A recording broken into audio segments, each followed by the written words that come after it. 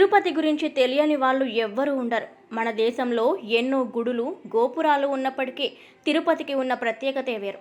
అందుకే జీవితంలో ఒక్కసారైనా సరే తిరుపతిని దర్శించుకోవాలి అని ప్రతి ఒక్కరూ అనుకుంటారు. తిరుమలను దర్శించుకుంటే తమ జన్మ ధన్యమైంది అని అనుకుంటారు. అయితే తిరుపతి గురించి చాలామందికి తెలియని విషయాలు ఎన్నో ఉన్నాయి. అసలు తిరుపతి విశిష్టత ఏంటి? తిరుమలలో వెంకటేశ్వర స్వామి స్వయంగా వెలిశాడా? మహావిష్ణువే వెంకటేశ్వర స్వామి రూపంలో తిరుపతిలో వెలిశాడా? రెండో భార్యగా స్వామివారు పద్మావతిని ఎందుకు పెళ్లి చేసుకున్నారు? చాలామంది భక్తులు అత్యంత విలువైన కానుకలు, తలనీలాలు సమర్పించడం వెనుక రహస్యం ఏమిటి అనే విషయాలను ఇప్పుడు తెలుసుకుందాం. కలియుగ ప్రారంభ సమయంలో త్రిమూర్తులు అయిన బ్రహ్మ, విష్ణు, పరమేశ్వరుడిలో ఎవరికి అగ్రస్థానం ఇవ్వాలి అనే దానిపై చర్చ జరుగుతూ ఉంది. అప్పుడు ముగ్గురిలో ఎవరు గొప్పవారు అని నిర్ణయించడానికి ఋషులలో గొప్పవాడు అయిన భృగు మహర్షి ముందుగా కైలాసానికి వెళ్ళాడు. అక్కడ పరమశివుడు పార్వతీదేవితో నాట్యం ఆడుతూ మహర్షిని పట్టించుకోలేదు.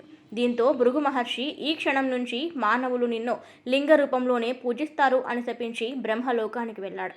అక్కడ బ్రహ్మదేవుడు తన భార్య సరస్వతీదేవి వాయిస్తూ ఉన్న వీణ సంగీతాన్ని వింటూ భృగు మహర్షి గురించి పట్టించుకోలేదు. దీంతో కోపంతో రగిలిపోయిన భృగు మహర్షి ఈ క్షణం నుంచి నీకు భూలోకంలో ఒక్క దేవాలయం కూడా ఉండదు, మానవులు ఎవరు నీకు కనీసం పూజ కూడా చేయరు అని శపిస్తాడు. అందువల్ల బ్రహ్మ దేవాలయాలు భూలోకంలో కనపడవు. చివరకు విష్ణువు దగ్గరికి వెళ్తాడు.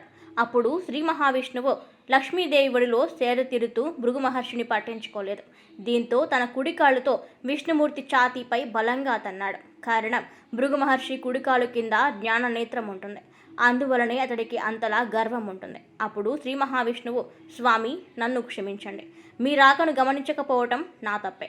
అందుకు ప్రాయశ్చిత్తంగా మీ పాదసేవ చేసుకునే భాగ్యాన్ని నాకు ప్రసాదించండి అని మహర్షి కాళ్ళు పట్టుకుంటాడు. అలా కాళ్ళు నొక్కుతూ అతడిని కుడికాలి కింద ఉన్న జ్ఞాన నేత్రాన్ని తన బొటన వేలుతో చిదిమేశాడు. దీంతో భృగు మహర్షి గర్వం పోతుంది.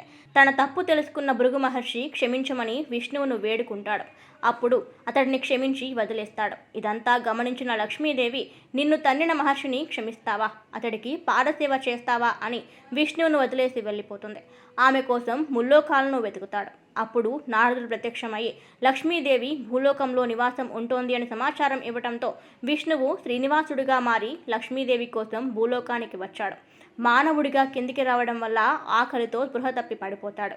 ఆయనను గమనించిన చీమలు అతడికి ఎండ తగలకుండా పుట్టలు పెడతాయి. ఈ విషయాన్ని లక్ష్మీదేవికి చేరవేస్తాడు నారదుడు. తన భర్తను కాపాడాలి అని బ్రహ్మ శివుడిని వేడుకుంటుంది. శివుడు, బ్రహ్మదేవుడు ఆవు లేగదూడగా మారిపోతారు. ఆవు పుట్టలో పాలు విడవడాన్ని గమనించిన కాపరి దాని మీదికి గొడ్డలు విసురుతాడు. అప్పుడు శ్రీనివాసుడు ఆవుకు అడ్డుగా నిలుచుంటాడు. దీంతో గొడ్డలి శ్రీనివాసుడి నుదుటన తాకుతుంది. రక్తం కారుతుంది. అక్కడ ఉన్న వెంట్రుకలు చర్మంతో సహా ఊడి కింద పడిపోయాయి. మళ్ళీ లక్ష్మీదేవిని వెతుకుతూ శ్రీనివాసుడు వెళ్తాడు. అలసిపోయి ఒక చెట్టు కింద విశ్రాంతి తీసుకుంటూ ఉండగా అటువైపు వెళ్తున్న నీలాదేవి ఆయన్ని గమనిస్తుంది. ఇంత అందగాడికి జుట్టు లేకపోవడం ఏంటి అని తన జుట్టును కొంత తీసి శ్రీనివాసుడికి అందిస్తుంది. దీంతో శ్రీనివాసుడు మేల్కొని, నీవు ఒక స్త్రీమూర్తివి అయి ఉండి కూడా నీ నీలాలను నాకు అర్పించావు. ఇక నుంచి నా భక్తులు నీకు నీలాలను అర్పిస్తారు అని వరమిస్తారు. అందువల్ల తిరుపతి వెంకటేశ్వర స్వామి భక్తులు తమ తలనీలాలు అర్పిస్తూ ఉంటారు. లక్ష్మిని వెతుకుతూ వకుల అనే ఒక వృద్ధురాలు ఇంటికి వెళతాడు.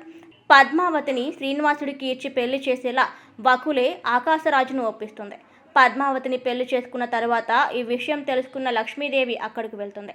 అప్పుడే పద్మావతితో 7 అడుగులు ముందుకు వేసిన తరువాత తనను చూసి 7 అడుగులు వెనక్కి వేసి 11 అడుగుల శిలగా మారిపోతాడు. దీంతో లక్ష్మీదేవి, పద్మావతి కూడా శిలగా మారిపోతారు. వీళ్ళ విగ్రహాలు మొదటిసారిగా శేషాచలం అడవుల్లోని చీమలకొండ లోపల కొంతమంది ఆవుల కాపర్లు కనుగొని తమ రాజుకు చెప్పడంతో శ్రీనివాసుడికి ఆలయం కట్టిస్తాడు. ఆ ఆలయమే ఇప్పుడు తిరుమలలో ఉన్న శ్రీ వెంకటేశ్వర స్వామి వారి ఆలయం.